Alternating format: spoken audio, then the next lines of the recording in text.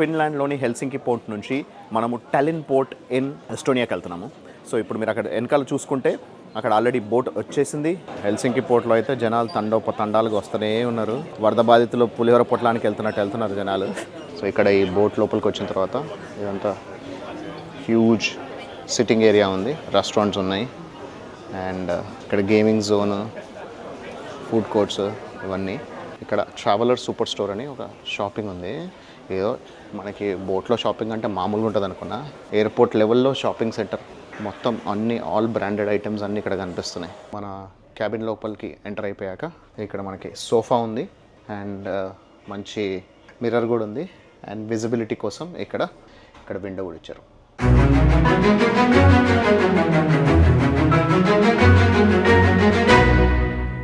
Hi friends, నేను మీ RK. మన ప్రపంచానికి స్వాగతం. ప్రస్తుతానికి నేను హెల్సింకి పోర్ట్లో ఉన్నాను.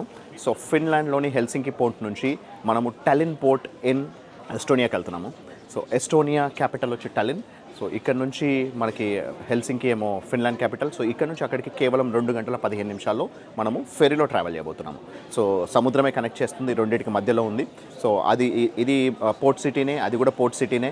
సో ఈ రెండింటి పోర్ట్స్కి మధ్యలో మనకి ఫెరీ బోట్స్ ఉన్నాయి. సో ఫ్లైట్స్ కూడా ఉన్నాయి, కానీ హార్డ్లీ ఎనీవన్ ట్రావెల్స్, ఎందుకంటే చాలా తక్కువ డిస్టెన్స్, కేవలం 2 గంటల 15 నిమిషాలు బోట్లో వెళ్ళగలిగినప్పుడు ఫ్లైట్లో వెళ్ళాల్సిన అవసరం లేదు కాబట్టి. సో ఇప్పుడు మీరు అక్కడ వెనకాల చూసుకుంటే అక్కడ ఆల్రెడీ బోట్ వచ్చేసింది, అది ఇప్పుడు బోర్డ్ అవ్వడానికి రెడీ అవుతుంది. సో బోర్డ్ అయిన తర్వాత మనకి ఇప్పుడు ఇక్కడికి వచ్చిన తర్వాత, ఇక్కడ ఆగిన తర్వాత మనము దాంట్లో బోట్ చేయబోతున్నాం. సో నేను, మా చిన్నమ్మ, మా చెల్లెలు ముగ్గురం కలిసి వెళ్ళబోతున్నాము. సో దీనికి టైమింగ్స్ని బట్టి, అంటే ఇప్పుడు ఒక్కో టైంకి మేము యాక్చువల్గా నేను 9 o'clock స్లాట్కి వేరే ఒక ఫెరీ బుక్ చేశాను. అది 24 euros ఉండే, దీనికి దాదాపు 60 euros ఛార్జ్ చేశారు. అదే ఇది మధ్యాహ్నం టైంకి తీసుకున్నట్టయితే ఇదే బోట్ 40 euros కూడా వస్తుంది. సో మనకి టైమింగ్ని బట్టి, వాళ్ళు బోట్ని బట్టి, కంపెనీని బట్టి రకరకాల ప్రైసెస్ ఉన్నాయి. సో ఇది 60 euros పర్ పర్సన్. అది కాకుండా మళ్ళీ మేము క్యాబిన్ స్పేస్ కూడా తీసుకున్నాము. సో క్యాబిన్ అంటే మనకి ప్రైవేట్ ఏరియా, మన ముగ్గురికే సపరేట్గా ఓ ప్రైవేట్ క్యాబిన్ కూడా ఉంటుందన్నమాట. సో అలాంటి క్యాబిన్ స్పేస్ కూడా తీసుకున్నా. సో అక్కడికి వెళ్ళిన తర్వాత ఈ బోట్ ఎలా ఉంది, ఆ తర్వాత క్యాబిన్ ఎలా ఉంది, ఆ తర్వాత ప్రయాణం ఎలా ఉందని చూద్దాం కానీ. So keep watching. అక్కడ వచ్చిన బోటు ఇక్కడ దాకా వచ్చి మెల్లగా సెటిల్ అయిపోయింది. సో ఈ పర్టికులర్ టెర్మినల్ నుంచి మనం ఎక్కబోతున్నాము. ఇప్పటిదాకా జనాలు ఎవరు లేకుండే, ఇప్పుడు మొత్తం జనాలతో నిండిపోయింది. సో టెర్మినల్ కదిలే టైంకి, ఫెర్రీ కదిలే టైంకి జనాలందరూ బోర్డింగ్ టైంకి వస్తున్నారనమాట. సో ఇదంతా కూడా మనకి హెల్సింకి పోర్ట్. హెల్సింకి పోర్ట్లో అయితే జనాలు తండాలుగా వస్తూనే ఉన్నారు. ఏదో వరద బాధితులు పులిహోర పొట్లానికి వెళ్తున్నారు జనాలు. ఎంతమంది ఉన్నారు చూడండి. ఆల్రెడీ సగం మంది ఎక్కేశారు కూడా, అయినా కూడా ఇంతమంది ఉన్నారు. ఇంత హ్యూజ్ బోట్, ఇది హ్యూజ్ బోట్ ఉంది. అసలు ఎంతమంది ఉన్నారంటే కొన్ని వందల మంది జనాలు వచ్చారు. సో బోర్డింగ్ టైం కల్లా చాలా మంది వచ్చేసారు. నాకైతే లిటరలీ వరద బాధితులు పులిహోర పొట్లాలకు వచ్చినట్టు అనిపించింది. సో కానీ ఇది హ్యూజ్ బోట్ అనమాట. సో ఒకటేసారి కొన్ని వందల మంది ట్రావెల్ చేయొచ్చు. కొన్ని వందల కార్లు కూడా పడుతున్నాయి, కింద ట్రాన్స్పోర్ట్ వెహికల్స్ ఉన్నాయి. సో ఇప్పుడు మనకేమో పైనేమో ఇది ఇక్కడ మనకి సపరేట్గా క్యాబిన్ కోసం ఇక్కడ మన టికెట్ స్కాన్ చేస్తే క్యాబిన్ పాస్ అనేది ఇచ్చారనమాట. సో మనకి మా ముగ్గురు కలిపి 1076A అని చెప్పేసి అని మా ముగ్గురు కలిపి ఒక క్యాబిన్ పాస్ వచ్చింది. ఈ క్యాబిన్ పాస్ అనేది ఇప్పుడు ఇది 8th లెవెల్లో ఉంది. సో మనం ఇంకా 2 levels పైకి ఎక్కి 10th ఫ్లోర్కి వెళ్ళి అక్కడ మన క్యాబిన్ ఎలా ఉందనేది మనం చూసుకుందాం. సో ఇది హ్యూజ్ బోట్. సో ఈ బోట్లో ఆల్రెడీ ఇక్కడ సిట్టింగ్ అంతా ఇక్కడ నుంచి కూర్చోవడానికి ఉందన్నమాట అవకాశము. ఎక్కడైనా కూర్చోవచ్చు మనము, కాకపోతే మనకు సపరేట్ క్యాబిన్ తీసుకున్నాం కాబట్టి ఆ క్యాబిన్ లౌంజ్ ఎలా ఉందో కూడా చూపిస్తాం. సో ఇక్కడ ఈ బోట్ లోపలికి వచ్చిన తర్వాత ఇదంతా హ్యూజ్ సిట్టింగ్ ఏరియా ఉంది, రెస్టారెంట్స్ ఉన్నాయి, అండ్ మనకి ఇక్కడ గేమింగ్ జోన్, ఫుడ్ కోర్ట్స్ ఇవన్నీ హ్యూజ్ ఉంది. మొత్తం అంతా ఒక బిజినెస్ లౌంజ్లో వెయిటింగ్ ఏరియాలో ఉన్నట్టుంది. ఇప్పుడు మనం పైకి ఎక్కి మన క్యాబిన్ స్పేస్ ఎలా ఉందని చూసుకుందాం. ఇక్కడ ట్రావెలర్ సూపర్ స్టోర్ అని ఒక షాపింగ్ ఉంది. ఏదో మనకి బోట్లో షాపింగ్ అంటే మామూలుగా ఉంటుంది అనుకున్నా, ఎయిర్పోర్ట్ లెవెల్లో షాపింగ్ సెంటర్, మొత్తం అన్ని ఆల్ బ్రాండెడ్ ఐటమ్స్ అన్నీ ఇక్కడ కనిపిస్తున్నాయి. Wow, beautiful. ఇది ఒక ఫుల్ ఫ్లెడ్జ్డ్ సెటప్ ఉంది. ఇక్కడ రెస్టారెంట్ కూడా ఉంది. లేనిదంటూ ఏమీ లేవు. లిటరలీ ఎయిర్పోర్ట్ టర్మినల్లో ఉన్నట్టు అనిపిస్తుంది.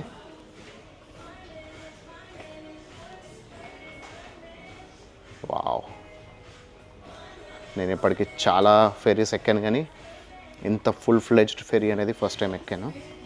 ఎందుకంటే మనం అంతకుముందు ఎక్కిన ఫెరీస్లో basic restaurant and basic seating ఉండేది. ఇక్కడ మాత్రం ఒక airport level setup and airport level shopping ఉంది. ఎంత హ్యూజ్ ఉంది చూడండి షాపింగ్. పోతున్నా కొద్ది వస్తూనే ఉంది. ఈ బోట్ సైజ్ కూడా మనకు అర్థమవుతుంది ఎంత పెద్దగా ఉందనేది, ఎంత పొడుగు ఉందనేది. మనకి ఏది కావాలంటే అది, బట్టల నుంచి కాస్మెటిక్స్ నుంచి ఆల్ బ్రాండ్స్, ఆల్ ఐటమ్స్ అన్నీ ఇక్కడ మనకి ఆన్ బోట్ కొనుక్కోవచ్చు. ఇంక్లూడింగ్ మన బాస్ బ్రాండ్ షూస్, డ్రెస్సెస్ అవన్నీ కూడా ఉన్నాయి. వావ్, ఈ 2 గంటల్లో నాకు కావాల్సినంత షాపింగ్ చేసుకోవచ్చు ఇక్కడ. లేనిదంటూ లేదు. Tommy Hilfiger, wow nice. Oh, ఇంకా పోతున్నా కొద్ది ఇంకా వస్తూనే ఉంది. జ్యువెలరీ, బ్యాగ్స్, ఒక పెద్ద సూపర్ స్టోర్ మాల్కి వచ్చినట్టు అనిపిస్తుంది నాకైతే. మనకు ఒక లెవెల్లో కాదు, మల్టీ లెవెల్స్లో ఉన్నాయి చూడండి. పైన ఉంది, కింద కూడా ఉన్నాయి. ఇదే మనం ఎక్కి వెళ్తున్న టల్లింగ్ షటిల్. అసలు హ్యూజ్ బోట్ ఇది, చూసారు కదా ఇప్పుడే మనకి షాపింగ్ ఎంత పెద్దగా ఉందనేది. అసలు లిటరలీ నాకు ఇది ఒక బోట్ లాగానే కనిపించట్లేదు, ఏదో ఒక షాపింగ్ మాల్లో లేకపోతే ఎయిర్పోర్ట్లో ఒక టెర్మినల్లో ఉన్నట్టుంది. ఆ రేంజ్లో సెటప్ చేశారు, చాలా బాగుంది. ప్లస్ అంతేకాకుండా మనకి బోట్ ఆల్రెడీ కదిలింది కానీ ఏ మాత్రం తెలియట్లేదు. సో ఇప్పుడు ఎలా ఉందనేది మీకు చూపిస్తాను. బయట 10:30కి కదలాల్సింది, ఆల్రెడీ 10:15కే కదిలింది. సో వీళ్ళు ఏంటంటే జనాలు ఎక్కారంటే వెంటనే బోట్ని కదిలిచేస్తారని అర్థమైపోయింది. సో ఆల్రెడీ మంచి సూపర్ స్పీడ్తో వెళ్తుంది కానీ ఏం మాత్రం అర్థం కావట్లేదు. సో చాలా స్మూత్గా వెళ్ళిపోతుంది.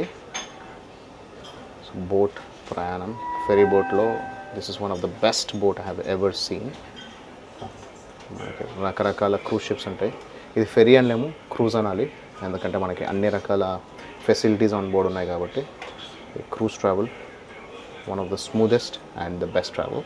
ఇప్పుడు మనం పైకి వెళ్ళి మన ప్రైవేట్ స్పేస్ అయినా క్యాబిన్ స్పేస్ ఎలా ఉన్నదో చూసుకుందాం. 10th ఫ్లోర్కి వచ్చాము. సో ఇక్కడికి వచ్చిన తర్వాత మనకి మల్టిపుల్ క్యాబిన్స్ ఉన్నాయి. సో ఆ క్యాబిన్ రూమ్ ఎలా ఉందని మీకు చూపిస్తాను చూడండి. ఇచ్చినది 1076 అనే క్యాబిన్ రూమ్ అనమాట.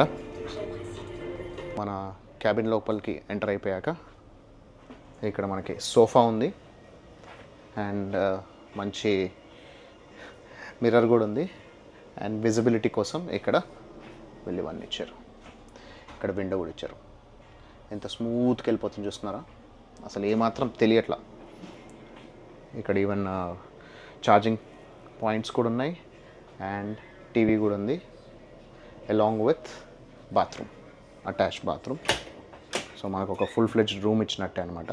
షవర్ కూడా చేసుకోవడానికి ఉంది, ఓన్లీ టాయిలెటే కాకుండా. ఇక్కడ కూడా ఇంకో మిర్రర్ ఉంది.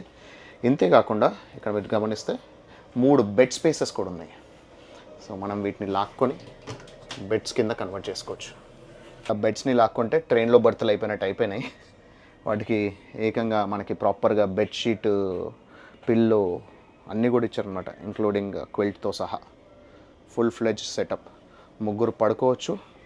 3 పడుకున్న తర్వాత కూడా కింద 4 కూర్చోవచ్చు. అంత హ్యూజ్ క్యాబిన్ స్పేస్ అనేది వీళ్ళు మనకి ఇక్కడ సెటప్ చేసి ఇచ్చారు. ఒక ప్రాపర్ ఒక హోటల్ రూమ్ ఇచ్చినట్టే దాదాపు ఈ 2 గంటల 15 నిమిషాల ప్రయాణానికి. సూపర్.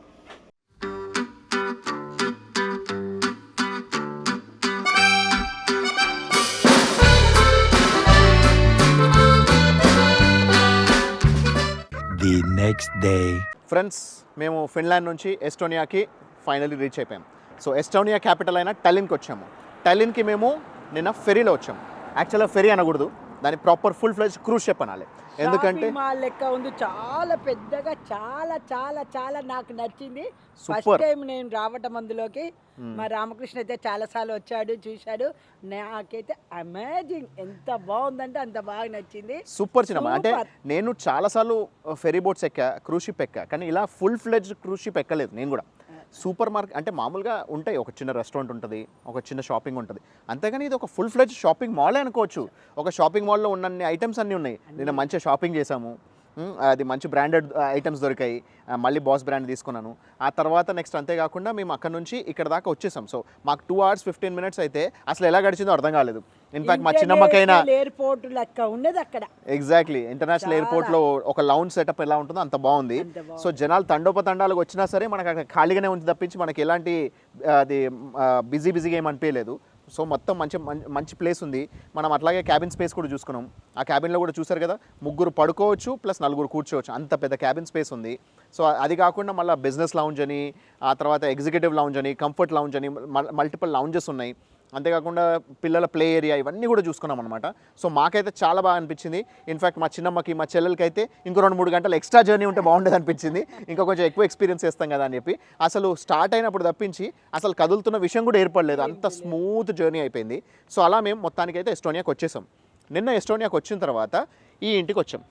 ఇది మేము ఉంటున్న ఎయిర్బిఎన్బి హౌస్. ఈ ఇల్లు చూడంగానే ఫస్ట్ ఆఫ్ ఆల్ నాకు మా చెల్లెలకి ఫస్ట్ ఆఫ్ ఆల్ అయ్య బాబోయ్ ఏ ఇంట్లోకి వచ్చాం మేము అని అనుకున్నాం. ఎందుకంటే ఎయిర్బిఎన్బిలో చూస్తేనేమో మంచిగా ఉంది, లోపల ఇంటీరియర్స్ అన్ని చాలా బాగున్నాయి. 2 bedroom హౌస్. ఇక్కడికి వచ్చి చూస్తేనేమో ఇలా ఉంది. ఇదేంటబ్బా అనుకున్నాం. తెలుస్తుంది అనేసి ముందు ఒక అడుగేద్దామని ముందరికి వెళ్ళావు అంతే. మామూలుగా అయితే పైన పటారం లోన లోటారం ఉంటారు, ఇదేమో పైన లోటారం లోన పటారం ఉంది. సో అలా అనిపించింది. అయితే లోపలికి వెళ్ళిన తర్వాత అది ఎలా ఉందనేది మీరు ఆ ఇల్లు చూస్తే మీకు అర్థమవుతుంది. అయితే ఈ ఏరియా గురించి చెప్పాలంటే ఎస్టోనియా అనేది ఇట్స్ యాక్చువల్గా నేను ఆల్రెడీ నిన్న మధ్యాహ్నం నుంచి నిన్న నైట్ వరకు ఈరోజు మార్నింగ్ వరకు ప్రాపర్ రీసెర్చ్ చేసుకొని చెప్తున్నా. సో ఈ ఎస్టోనియా అనేది it's a medieval country. So అంటే దాదాపు ఒక 700-800 years క్రితమే ఆల్రెడీ ఇక్కడ జనావాసము ప్లస్ అంతేకాకుండా ఇక్కడ బోల్డ్ అన్ని బిల్డింగ్స్ అవన్నీ కూడా ఉన్నాయి. ఇక్కడ ఓల్డ్ టౌన్ అని ఒకటి ఉంది. ఇప్పుడు మనం అక్కడికి వెళ్ళి చూసుకోబోతున్నాం. ఓల్డ్ టౌన్లో అన్ని కూడా it's UNESCO world heritage site. కనీసం 700 నుంచి 800 సంవత్సరాల క్రితం కట్టిన కట్టడాలు అవన్నీ ఉన్నాయన్నమాట. అవి ఎలా ఉన్నాయనేది అక్కడ ఒక లోకల్ గైడ్ని పట్టుకొని మనం చూస్తాము. అయితే ఈ ఎస్టోనియాలో ఇంకొకటి నాకు బాగా అనిపించింది ఏంటంటే, మామూలుగా నేను ఐస్లాండ్లో చెప్పాను కదా, మనకు ఓన్లీ ఒక 500 ml ½ లీటర్ వాటర్ బాటిల్ 180 రూపాయలు.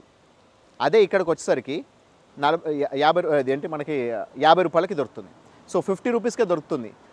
అండ్ అంతేకాకుండా కోక్ బాటిల్ 60 రూపీస్కే ఉంది. ఒక కోక్ 10 మన దగ్గర ఇండియాలో 30 రూపీస్ ఉండేది, ఇక్కడ 60 రూపీస్ ఉంది. అంటే ఇక్కడ comparatively when compare to any other European country, ఇప్పటివరకు మేము చూసిన యూరోపియన్ కంట్రీస్ అన్నింటిలోకి వెళ్ళా కూడా ఇది ఒక ఎకానమికల్ కంట్రీ లాగా అనిపించింది. అంతేకాకుండా మనకి ఇండియాలో ఊబర్ ఉంది, ఊబర్తో పాటు ఓలా ఉంది, ర్యాపిడో ఉంది, ఇలా రకరకాల మనకి బుకింగ్ సర్వీసెస్ ఉన్నాయి. కానీ ఇక్కడ మనకి యూరోప్ మొత్తంలో చాలా ఫేమస్ సర్వీస్ ఒకటి ఉంది, దాన్నే బోల్ట్ అంటారు. ఆ బోల్ట్ ఎక్కడ పుట్టిందో తెలుసా? ఇదే ఎస్టోనియాలో. ఈ టలిన్ అనే నగరంలోనే బోల్ట్ అనేది పుట్టింది. అదొక 45 కంట్రీస్లో ఉంది, 800 సిటీస్లో ఉంది అక్రాస్ ద వరల్డ్. దాని మీద దాదాపు 30 లక్షల మంది సబ్స్క్రైబర్స్ ఉన్నారు, దాదాపు 15 లక్షల మంది డ్రైవర్స్ ఉన్నారు. అంత పెద్ద కంపెనీ ఈ పర్టికులర్ కంట్రీలోనే ఉంది, ఎస్టోనియాలో. అండ్ అంతేకాకుండా ఇంకొక ఆశ్చర్యపోయే విషయం ఏంటంటే 2003లో అంటే దాదాపు 21 సంవత్సరాల క్రితమే peer to peer sharing system, అంటే ఇప్పుడు మనం వాట్సాప్ ఇవన్నీ వాట్సాప్ కాలింగ్ ఇవన్నీ లేకముందు చిన్నమా స్కైప్ అని ఉంది. ఆ స్కైప్ కనిపెట్టిన వ్యక్తులు కూడా ఎస్టోనియా వాళ్ళే అనమాట. సో ఈ 2 మెయిన్ స్పెషాలిటీస్ ఉన్నాయి ఇక్కడ ఎస్టోనియా గురించి. సో ఇప్పుడు మనం ఇక్కడ ఈ ఇంట్లోకి వెళ్తూ ఈ ఇంటి స్పెషాలిటీ గురించి మనం మాట్లాడదాం. ఇదంతా కూడా ఓల్డ్ టౌన్ ఏరియా అనమాట మనకి ఎస్టోనియాలో. ఇది ఇలా ఉంది కదా, ఇది పాత ఇల్లు. ఇది దాదాపు ఒక 100 years అవుతుంది ఈ ఇల్లు కట్టి. అయితే ఇది రీసెంట్గా వీళ్ళు రెనోవేట్ చేశారు అనమాట. సో మేము ఫస్ట్ ఇక్కడ డోర్ ఓపెన్ చేయడంతో ఏంది ఇది ఇలా ఉంది అని అనుకున్నాం. ఎందుకంటే ఇంత దారుణంగా ఉంది, పాతగా ఉంది, అసలు ఈ ఇంట్లో ఉండగలమా లేదా అనుకున్నాం. ఇక్కడ చూస్తేనేమో ఇక్కడ చెక్క కనబడుతుంది, చెక్కతో ఇది మూసేశారు. సో ఇదేంటబ్బా ఎలా ఉంటుంది, అసలు మేము ఉండగలమా అనుకున్నాము. కానీ లోపలికి వెళ్ళిన తర్వాత చూస్తే ఆశ్చర్యపోయాం అనమాట. సో ఇప్పుడు లోపలికి వెళ్ళడంతో ఇక్కడ మనకి ఫస్ట్ రైట్ సైడ్లో ఒక బాత్రూమ్, ఆ బాత్రూమ్ కూడా నీట్గా ఉంది. అండ్ ఇదంతా కూడా మనకి హాల్ ఏరియా,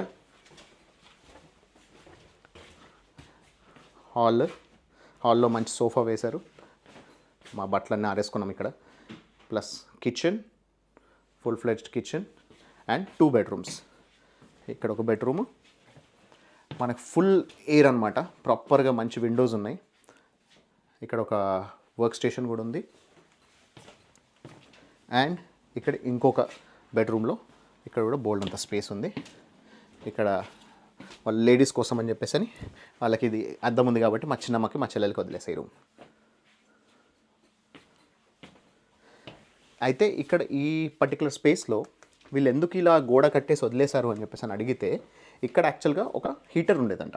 ఇప్పుడు మనం ఏంటంటే మనం సమ్మర్ టైంలో వచ్చాము, ఈ టైంలో మనకి ఇక్కడ ఎక్కువ చలి లేదు కానీ ఎక్స్ట్రీమ్ కోల్డ్ ఉంటుంది, అరౌండ్ 20 degrees టెంపరేచర్ వరకు కూడా వెళ్తుందన్నమాట, -20. అప్పుడు చాలా కష్టంగా ఉంటుంది కాబట్టి అని చెప్పేసి అని వాళ్ళు అక్కడ అంతకుముందు 100 years బ్యాక్ కట్టిన టైంలో అక్కడ ఏంటంటే హీటింగ్ సిస్టమ్ వాళ్ళు వుడెన్ లాక్స్ పెట్టుకొని చేసుకునేవాళ్ళు అనమాట. ఇదంతా కూడా బ్యాక్ యార్డ్ అనమాట, ఈ బిల్డింగ్ సంబంధించిన బ్యాక్ యార్డ్. అయితే ఈ ఇళ్ళన్నీ కూడా ఫిషర్మెన్కి సంబంధించినవి అంట. సో అంతకుముందు జాలర్ల కోసం ఈ ఇల్లు కట్టారంట. ఇక్కడ దగ్గరలో మనకు సముద్రం ఉంది. సో వాళ్ళు ఏంటంటే ఒకప్పుడు వీళ్ళే మంచి ఆదాయ వనరులు ఉన్న వాళ్ళు అనమాట. సో వీళ్ళే ఎక్కువగా సంపాదించుకునే వాళ్ళు వీళ్ళు ఫిషరీస్ నుంచి. ఇప్పుడు లిటరలీ మొత్తం ఫిషరీస్లోంచి కంప్లీట్ బయటకు వచ్చారు. ఎప్పుడో ఒకసారి ఏదైనా హాబీ కోసం ఫిషింగ్ తప్పించి ఇప్పుడు అయితే లేదు. అయితే అంతకు ముందు అంటే ఇప్పుడు 100 సంవత్సరాల క్రితం ఎప్పుడైతే కట్టారో ఇది వాళ్ళకి ఈ ఏరియాలో మొత్తం అందరూ ఫిషరీకి సంబంధించిన వాళ్ళే జాలర్లు మాత్రమే ఉండేవాళ్ళంట. వాళ్ళ దగ్గర డబ్బులు బాగా ఉండేవి. వాళ్ళు అపార్ట్మెంట్ స్ట్రక్చర్లో 100-120 సంవత్సరాల క్రితమే ఇది కట్టారనమాట. సో ఇది ఈ ఏరియా యొక్క స్పెషాలిటీ. ఇది మనం ఇక్కడ నుంచి ఇప్పుడు మనం ఓల్డ్ టౌన్కి వెళ్ళిపోదాం. ఓల్డ్ టౌన్లో మనకి ఈ మిడివల్ బిల్డింగ్స్ ఎలా ఉన్నాయనేది చూసుకుందాం. ఇక్కడ అవుటర్ వాల్స్ చూస్తే మనకి వీళ్ళు ఇక్కడ స్టోన్ వాడారు, కానీ ఇక్కడ చూసుకుంటున్నామో ముందటి వైపు చూసుకుంటున్నామో మనకి ఇదంతా చెక్క వాడారు. సో ఇక్కడ ఇదంతా కూడా టిపికల్ ఎస్టోనియన్ స్ట్రక్చర్ అనమాట. ఇక్కడ చెక్కతో ఇల్లు కట్టడం అనేది ముందు వైపు. సో వుడెన్ ప్లాంక్ కానీ వుడెన్ ప్లేట్ కానీ పెట్టుకొని ఇలా ఇల్లు కడుతూ ఉంటారు అన్నమాట వీళ్ళు. ఇది ఒక multi storey building and apartment స్ట్రక్చర్లో అప్పుడే కట్టారనమాట. ఇది 2 lanesలో వస్తుంది. ఇక్కడ మనకి ఒబరీకు 13 అని ఉంది, ఇటువైపు చూసుకుంటే మాల్మో 1 అని ఉంటుంది. సో ఇక్కడ మనకి 2 lanesలో ఈ పర్టికులర్ బిల్డింగ్ వచ్చింది. అండ్ ఇక్కడ నుంచి చూసుకుంటే మనకి ఇక్కడ బ్యాక్ యార్డ్ కూడా ఉంది. అంటే ఎఫెక్టివ్లీ ఇక్కడ వీళ్ళు సగం కట్టేసుకొని, మీరు అక్కడ వెనకాల ఇంకో ఇల్లు చూసుకున్నా కూడా అంతే, సగం కట్టి మిగతా సగము వీళ్ళు ఇక్కడ బ్యాక్ యార్డ్ కింద వాడుకునేవాళ్ళు అనమాట. సో అప్పట్లో ఒక అపార్ట్మెంట్స్ టైప్లో కట్టేసి ఇలా మల్టిపుల్ ఫ్లాట్స్ చేసుకొని వాళ్ళు ఇక్కడ బ్యాక్ యార్డ్ లాగా ఉంచేవాళ్ళు అనమాట. కనబడే ప్రతి ఇల్లు కూడా మనకి కలర్స్ మారిపోయాయి తప్పించి సిమిలర్ స్ట్రక్చర్లో ఉన్నాయి. అన్నీ కూడా కనీసం 100 సంవత్సరాల క్రితం కట్టిన బిల్డింగ్సే. ఇవన్నీ కూడా అంతకుముందు జాలర్లవి.